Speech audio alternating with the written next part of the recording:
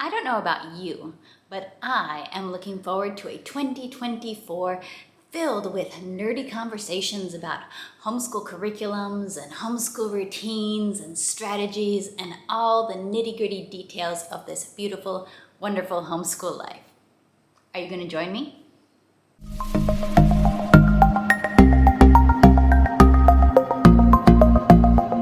Hi, I am Rachel from 7 and All. I am a mom to 3 boys. And in today's video, I'm going to be chatting about my own 2024 resolutions and goals. This video is part of a collaboration hosted by my good friend Wendy from Plan Prep Pray. I've been joining her collab on this topic every year, right at the end of the year, taking a little bit of time to reflect over goals and intentions, thinking about what we want our next year of motherhood to look like, motherhood and life. And for us, 2024 will be a year that looks different from the years before. I just had a baby, so we are entering the new year with a tiny new person added to our family who's already brought so much joy. And I know it will look a little bit different being a family of 5 this year when we've been a family of 4 for several years and are used to that. I'm excited for the change. I'm open and looking into the year, open and flexible, knowing that routines will look different as we adjust to this new person, this new personality, and get to know him and how that will change our day-to-day life. For New Year's goals, I've been a fan of New Year's goals for many, many years. I always take some time toward the end of the year to write them down on a page and record them. To me, the recording part is very important. And when I'm making these goals, I'm not making resolutions or goals with the idea that if I don't accomplish this by the end of the year, I will have failed. To me, I do want to accomplish my goals. There's a reason I'm setting them, but also as I set them and as I record them, to me, they are a snapshot of where I am in life at that moment. And as I look back on goals from 2018, 2019, I can see the change that has happened. I can see some of the things that were important to me then that maybe have grown less important in the years since, or have grown even more important, and the skills that I have developed in certain areas, the seeds that were planted in one year that have sprouted in future years. So I personally love this tradition. You can let me know in the comments how you feel about New Year's goals and resolutions, and I have a challenge for you. I want to hear what is your most fun New Year's goal or resolution. Leave it for me in the comments below, because a lot of times we make work-related resolutions, which is a very good thing. You know, we should always be pursuing to grow and improve, but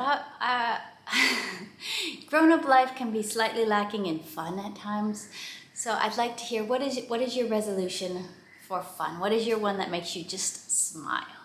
So think about that. Leave me a comment. What fun or goal that makes you smile are you going to pursue in 2024? And I'm going to start with my most fun resolution. So number 1, my fun New Year's resolution is I want to go on a legit vacation in 2024. For context, you know, I was pregnant the vast majority of 2023, and I tend to be pretty sick during my pregnancies. I find them pretty worrisome. I tend to stick close to home. So I have not left my city since I've been pregnant, my very small city. I've just stayed here, just stayed home. But now with my baby here, I am ready for adventure, ready to go to some new destination. I have a couple ideas in mind. Ideally, I would love a vacation that's out of the country, you know, to some real other destinations, something where you have to get on an airplane, take all my boys, get on an airplane. I'd love to do that. So that's my fun goal, is to reignite my natural adventurous spirit whenever I'm not pregnant and go on a real vacation with all my boys and get to experience that with them. Another goal is that I want to keep a nice detailed baby book for my baby, my 3rd baby. And so those of you with multiple children probably know, you know, there's this stereotype. Oh, you know, the first kid gets a baby book, maybe the second kid gets a baby book, but as you go on, they don't really get the baby books. They don't really have the albums with pictures printed out. Now, I did fantastic for the baby books for my first and second boys, and I don't want my third one to fall through the cracks of busyness and of being a youngest child. So my goal is to keep and maintain a baby book for him with printed out pictures, not just pictures stashed away in the phone, but with printed out pictures in the book, something that can build and remember all these moments, because at the time you feel like you're gonna remember all the funny, silly little things that they do, but you don't. It fades like crazy.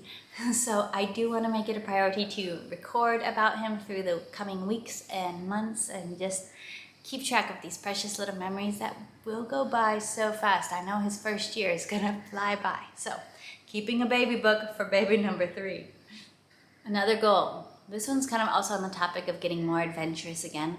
My husband has gotten very much into CrossFit in the past year. I don't know how many of you are into athletics or have spouses that are very much into athletics, but that's been a big part of his life in the past year, 2 years.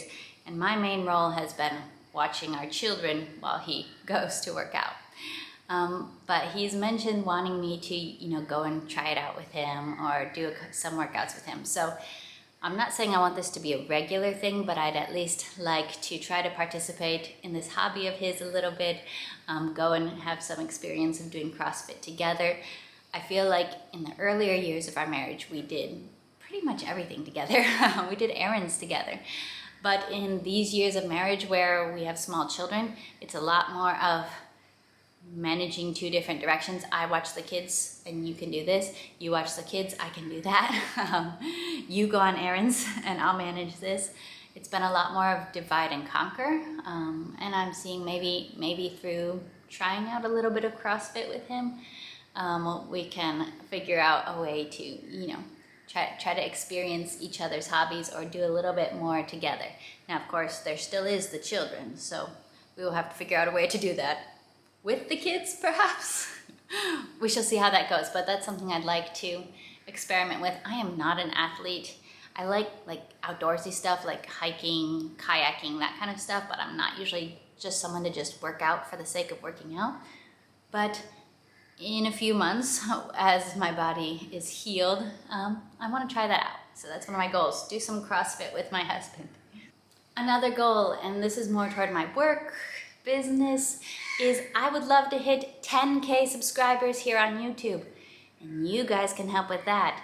So when I make an awesome video, like probably not this video, but when I make a really awesome video, and you're like, other homeschoolers should see this and be inspired and be challenged by this, then please share that with those other homeschoolers. We've got about 2,000-ish more people to go, and I'm like, well, that sounds like a lot, but surely I can find 2,000 more people who want to nerd out about homeschool curriculum with me, right? Hopefully. That will be my goal, to hit 10K subscribers here on YouTube. And I would also like to grow my business, Where'd You Learn That Homeschool, where I and my family create homeschool resources. I have had a lot of fun creating these resources. We've got literature guides, we've got preschool units, we've got some really, really nerdy, Bible nerdy homeschool studies, which are like a unit study on the history of the Bible. We've got a unit study equipping you to teach your children the basic skills of exegetical Bible study, exegetical Bible reading. I think they're really, really awesome. The problem is, just like many people, I think many of you can relate to this, marketing and sales is not my strong suit. And I don't want to use that as an excuse, but it's true that it's not my natural area. I want to be back here dreaming up unit studies on the history of the Bible and creating them, but then trying to, authentically tell people that yes, everyone, I'm sure, really, really wants to dive into a detailed study on where we got the Bible. That's the hard part for me, is that sales aspect, for sure, and connecting with the right kind of people that would be interested in a totally nerdy study, discovering where we got the Bible from and learning that history and looking at the old pieces of the scrolls and studying Bible translation and all of that process, connecting with the right people that actually would be interested in learning that. That's the challenge for me, but it's a challenge I do want to face a little more this year rather than just staying in my comfort zone of with the keyboard creating, nerding out over the products I want to create, but to actually take these products and find the people that jive with these products and that need them and could benefit from them in their homeschool. So those are kind of my business goals, is growing the YouTube to 10K subscribers, hopefully, and growing my business by connecting with the kind of people who are genuinely interested in these types of resources for their homeschool and can genuinely benefit from them using the resources that we make in their families. Then when it comes to homeschooling, I have a little bit more specific goals for each of my children depending on their stages. For my oldest, I would like to have him reading in Spanish by the end of the year. His English reading is coming along beautifully. Spanish is his less dominant language, and he's definitely more hesitant when it comes to reading in Spanish. He's getting it, he's got the basic idea, but it does come a lot slower. So I'd like to have him showing a lot more confidence and fluency in reading in Spanish by the end of the year. For my second son, I would like to have him mastered his ABCs and getting the idea of beginning blending letters together to make words at by the end of 2024. And for my little guy, I want to have the goal that I am reading to him and singing to him daily. Once again, I have a little bit of fear of this is the third child and no longer an only child, no longer just having two tiny people that are very close in age.